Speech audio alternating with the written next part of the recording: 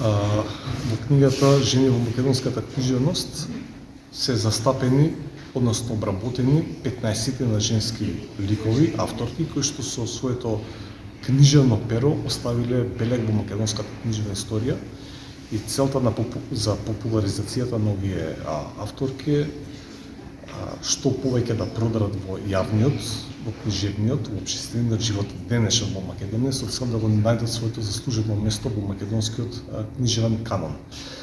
Од овие авторки што се споменати тука, три се конкретно врзани со Прилепскиот крај.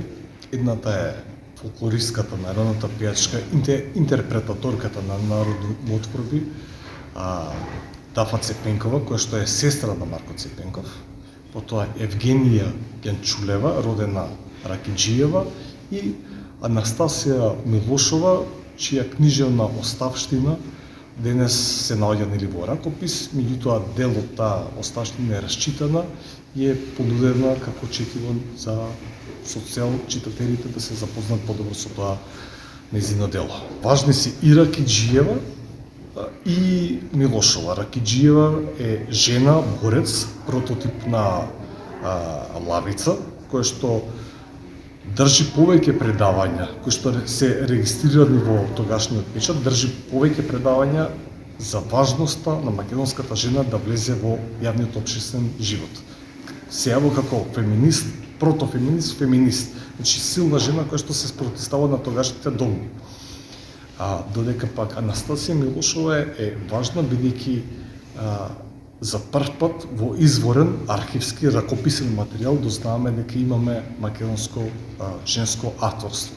Овие другите авторки што се застапени во книгата Марија Зрнева, Евтимица Јанчева, веќе имаат објавено, и тие објави се наоѓаат во тогашната периодика, расфрлени низ весници. Меѓутоа, Анастасија Милошова оставила ракописно наследство кое што до сега никаде не е објавено. Нашата библиотека пред се по повод на 8 март, денот на жената, организираше да прекрасен настан каде гостуваше познатиот научник од областа на книжевноста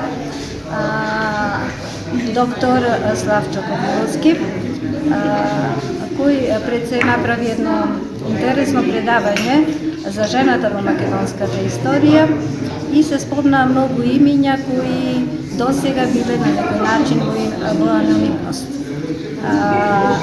Исто така се испромовира и неговата книга Жените во македонската книжевност во 19 век, што е според мене многу значајно издание, затоа што содржи податоци кои досега не биле издадени во неодамна публикација.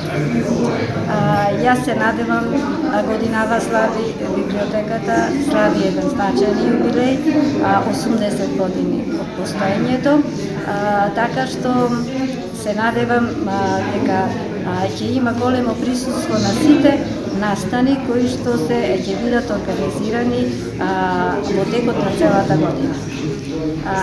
Славчо Ковиловски докажа дека треба барем уште еднаш да биде гостин во нашата библиотека, затоа што интересна беше темата и публиката тоа го побаќа.